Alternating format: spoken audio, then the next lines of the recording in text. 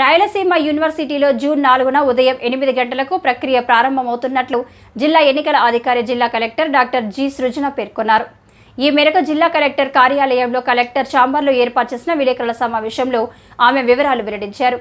జిల్లాకు సంబంధించిన అసెంబ్లీ నియోజకవర్గాల కౌంటింగ్ హాల్లు స్థానిక Rayalaseema university engineering science library హాల్లో ఏర్పాటు చేసినట్లు చెప్పారు. మధ్యాహ్నం 3 గంటలకు కర్నూలు పార్లమెంటు పరిధిలోని అసెంబ్లీ నియోజకవర్గాలకు సంబంధించిన ఈవీఎంలు ఓట్ల లెక్కింపు ప్రారంభమవుతున్నట్లు చెప్పారు.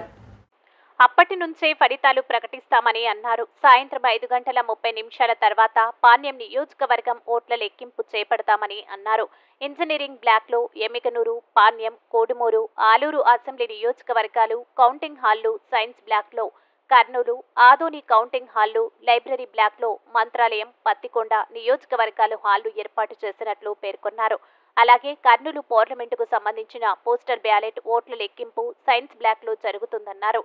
ఈ నేపథ్యంలో పాణ్యం నియోజకవర్గంలో రౌండ్లు అధికంగా ఉన్నందున సాయంత్రం 5:30 నుండి కౌంటింగ్ ప్రారంభమవుతున్నట్లు చెప్పారు. కావున ఓట్ల లెక్కింపు కార్యక్రమానికి కలిగించకుండా ఉండాలని, ఎవరైనా భంగం కలిగించినా అలాంటి వారిని నిర్మోహమాటంగా బయటకు వెళ్లాలని చెబుతామని కలెక్టర్ తెలిపారు. ఈ కార్యక్రమంలో అసిస్టెంట్ ట్రైనీ కలెక్టర్ చల్లా కళ్యాణి, సమాచార పౌర సంబంధాల అధికారి జయమ్మ, బీసీ సంక్షేమ అధికారి వెంకట లక్ష్మమ్మ తదితరులు పాల్గొన్నారు.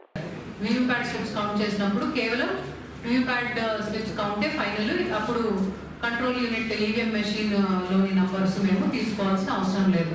ఒకే ఒక సందర్భంలో మెజారిటీ చూస్తామండి. మాక్ పోల్ క్లియర్ చేయలేదనే ఒక సందర్భం ఏదైతే ఉందో టోటల్ మెజారిటీ చూసి ఈ మెషిన్ కౌంట్ చేయటం వల్ల గెలుపోవటంలో ఏమన్నా తేడా జరిగితే మాత్రమే కౌంట్ చేస్తాము, లేకపోతే లేదు.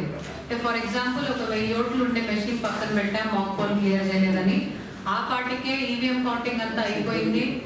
సో అప్పటికే సుమారుగా 20,000 మెజారిటీలో ఉన్నారనుకోండి. 1000 ఓట్లు కౌంట్ చేసినా చేయకపోయినా రిజల్ట్ ఏమీ మారదు. కాబట్టి ఈ మాక్ పోల్ క్లియర్ చేయని మెషిన్ ని కౌంట్ చేయాలి. ఓన్లీ మాక్ పోల్ క్లియర్ చేయని దానికే ఇది వర్తిస్తుంది. డిస్ప్లే లేకపోయినా 17 సీట్కి వ్యత్యాసం ఉన్నా ఖచ్చితంగా కౌంట్ చేయాలి. దానికి ఎటువంటి కండిషన్స్ లేవు. మాక్ పోల్కి మాత్రమే ఆ కండిషన్ అప్లికబుల్ అవుతుంది. సో ఆ విధంగా ఇన్ని సినారియోస్ని మేము కౌంట్ చేసుకొని మాకు ఆల్రెడీ ఎక్కడెక్కడ మాక్ పోల్ క్లియర్ చేయలేదు అనేది ఒక అవగాహన ఉంది. 17 సీల్ కూడా మేము చాలా వరకు పోలింగ్ ఆఫీసర్లతో, ప్రిసైడింగ్ ఆఫీసర్లతో రాయించుకున్న తర్వాత స్ట్రాంగ్ రూమ్లో పెట్టాము. ఎక్కడ ఈ డిఫరెన్సెస్ వస్తాయి అనే దాని మీద మేము ప్రిపేర్ అయిన తర్వాత సుమారుగా కర్నూలు పార్లమెంట్లో పాణ్యం పక్కన పెడితే కర్నూలు పార్లమెంట్లో EVM counting, postal ballot counting, VVPAT స్లిప్లు అన్ని కంప్లీట్ చేసుకోవడానికి 7:30 అంతా అయిపోతుంది. సర్టిఫికేట్ ఇవ్వడానికి వీ షుడ్ బి రెడీ అని అనుకుంటున్నాము. ఐడియల్గా అన్ని ఎటువంటి ఇబ్బంది లేకుండా జరిగితే పాణ్యం ఒకటి 26 రౌండ్లు కాబట్టి దాని తర్వాత మళ్ళీ పోస్టల్ బ్యాలెట్ కూడా వారికి ఎక్కువ ఉన్నాయి కాబట్టి సో అరౌండ్ 8:39 అవుతుంది పాణ్యం అని అనుకుంటున్నామండి. దానికోసమే ప్రిపరేషన్ ప్లానింగ్ ఇప్పటి వరకు చేసుకోవడం జరిగింది. So same number of rounds మీకు అసెంబ్లీ కాన్స్టిట్యున్సీ కౌంటింగ్ అయినా పార్లమెంట్ కాన్స్టిట్యున్సీ కౌంటింగ్ అయినా same number of rounds applicable ఉండడం జరుగుతుంది మీకు. తర్వాత పోస్టల్ బ్యాలెట్ ఎన్ని వచ్చాయో మీకు ఆల్రెడీ చెప్పాను. కర్నూలు పార్లమెంట్లో అయితే ఫెసిలిటేషన్ సెంటర్లలో అంటే డ్యూటీలో ఉండే పోలింగ్ ఆఫీసర్లు కావచ్చు, ఇతరత్ర స్టాఫ్ కావచ్చు, వాళ్ళందరికీ కలిపి 15,076 ఓట్లు ఉన్నాయి. 85 ఏళ్ళు దాటి ఇంటికి వెళ్ళి వేయించుకున్న ఓట్లు 456 ఉన్నాయి. పీడబ్ల్యూడి ఫిజికలీ ఛాలెంజ్డ్ కాబట్టి ఇంటికి వెళ్ళి వేయించుకున్న ఓట్లు 336 ఉన్నాయి. ఇవి కాక ఈటీపీబీఎస్ సర్వీస్ ఓటర్స్కి ఒక 1334 పంపించడం జరిగింది. అందులో ఈ రోజు వరకు 500 వెనక్కి వచ్చాయి. అందులో ఇంకొక 100, 150 నెక్స్ట్ 2-3 డేస్లో కూడా ఇంకా రావచ్చు. అది మేము 4వ తేదీ 8 గంటల వరకు పొద్దున ఉదయం 8 గంటల వరకు కూడా తీసుకోవచ్చు. సుమారుగా కర్నూలు పార్లమెంట్కి 17,200 పోస్టల్ బ్యాలెట్స్ ఉంటాయి అని మేము అనుకుంటున్నాము. అదేవిధంగా సెగ్మెంట్స్లో కూడా అందరికంటే హైయెస్ట్ యాజ్ ఆఫ్ నౌ పాణ్యంకి 5,890 ఉన్నాయి. నెక్స్ట్ ఫాలోడ్ బై కర్నూలు 4,300 ఉన్నాయి. ఆ డీటెయిల్స్ కూడా మీకు నోట్స్లో ఇవ్వడం జరిగింది. అందరికంటే లీస్ట్ మంత్రాలయంలో 722.